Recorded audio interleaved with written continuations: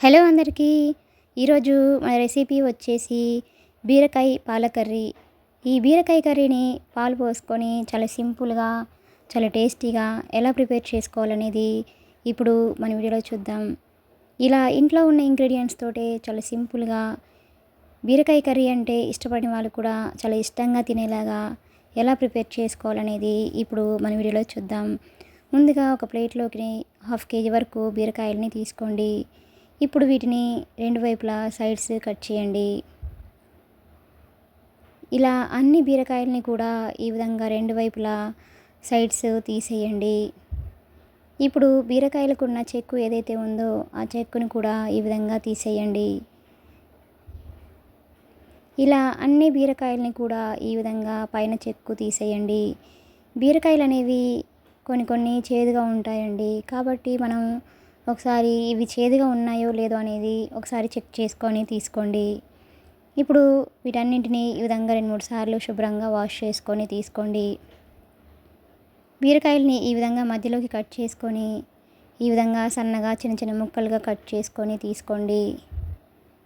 ఈ కర్రీ అనేది ఇలా చేస్తే బీరకాయ కర్రీ అంటే చాలామంది ఇష్టపడరండి. ఇలా చేస్తే చాలా ఇష్టంగా కూడా తింటారు.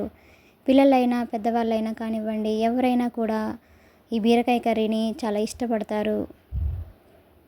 ఇలా ఈ బీరకాయలన్నింటినీ కూడా ఈ విధంగా చిన్న ముక్కలుగా కట్ చేసుకొని ఇలా రెడీగా ఉంచుకోండి.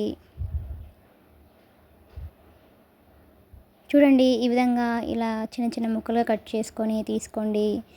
ఇప్పుడు ఒక ప్లేట్లోకి 1.5 వరకు ఆనియన్ని, అలాగే 2 పచ్చిమిర్చిని తీసుకొని పచ్చిమిర్చిని ఈ విధంగా సన్నగా పొడవుగా కట్ చేసుకొని తీసుకోండి. అలాగే ఆనియన్స్ని కూడా సన్నగా పొడవుగా కట్ చేసుకొని తీసుకోండి. ఈ బీరకాయ కర్రీకి ఆనియన్స్ అనేవి కొంచెం ఎక్కువగా వేసుకుంటేనే చాలా టేస్టీగా ఉంటుందండి. ఇప్పుడు స్టవ్ ఆన్ చేసుకొని ఒక కడాయిని పెట్టుకోండి. దానిలోకి 3 స్పూన్స్ వరకు ఆయిల్ని వేసుకోండి. ఆయిల్ బాగా హీట్ అయిన తర్వాత దీనిలో 1 స్పూన్ వరకు తాలింపు గింజల్ని వేసుకోండి. అలాగే 1 స్పూన్ జీలకర్ర కూడా వేసుకొని వీటన్నింటినీ లో ఫ్లేమ్లో ఉంచుకొని బాగా ఫ్రై చేయండి. ఇవి ఇలా ఫ్రై అయ్యాక దీనిలోకి సన్నగా కట్ చేసుకున్న పచ్చిమిర్చిని, అలాగే ఉల్లిపాయలని కూడా వేసుకొని వీటిని మీడియం ఫ్లేమ్లో ఉంచుకొని ఈ ఉల్లిపాయలని బాగా ఫ్రై చేయండి. ఇప్పుడు ఆనియన్స్ అనేది ఈ విధంగా ఫ్రై అయ్యాక దీనిలో మనం ముందుగా కట్ చేసి ఉంచుకున్న బీరకాయ ముక్కల్ని వేసుకోండి. మీడియం ఫ్లేమ్లో ఉంచుకొని ఈ బీరకాయల్ని బాగా మగ్గించండి. ఇలా బీరకాయలు వేసుకున్న తర్వాత ఒకసారి ఇలా బాగా కలపండి.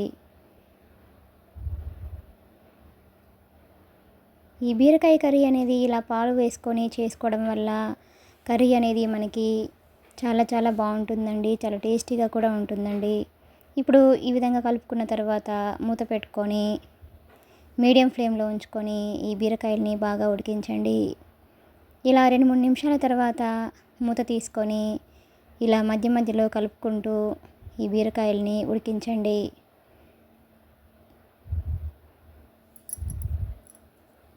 బీరకాయ కర్రీ అనేది చాలా బాగుంటుందండి. ఈ బీరకాయలు అనేవి ఈ విధంగా లైట్గా ఫ్రై అయిపోయాక దీనిలోకి 1/2 టీ స్పూన్ పసుపు వేసుకొని ఒకసారి బాగా కలపండి.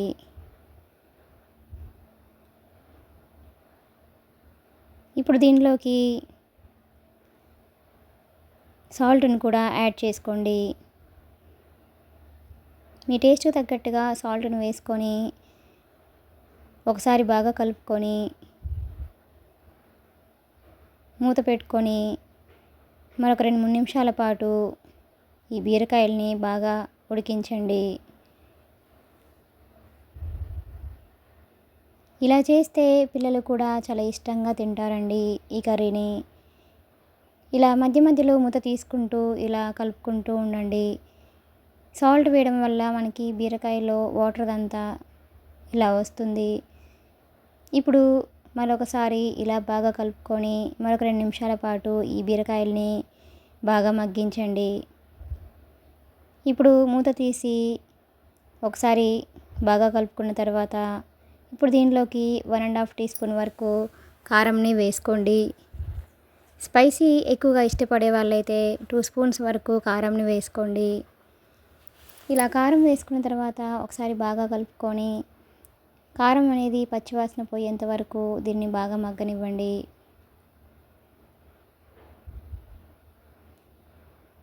ఈ కర్రీ అనేది ఇలా చేస్తే చాలా చాలా టేస్టీగా ఉంటుందండి.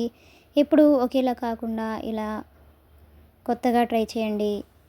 ఇప్పుడు మూత పెట్టుకొని మరొక 2 నిమిషాల పాటు మగ్గిన తర్వాత ఇలా కారం పచ్చివాసన పోయి ఆయిల్ ఇలా పైకి ఇలా తేలుతున్నప్పుడు మనకి కర్రీ అనేది ఆల్మోస్ట్ ప్రిపేర్ అయిపోయినట్లే. ఇప్పుడు దీనిలోకి కాచి చల్లార్చిన పాలు ఏవైతే ఉన్నాయో అవి కూడా దీనిలోకి వేసుకోండి. ఒక 1 గ్లాస్ వరకు పాలను వేసుకొని మీడియం ఫ్లేమ్లో ఉంచుకొని ఈ పాలు మొత్తం కలిసేలాగా ఒకసారి బాగా కలపండి.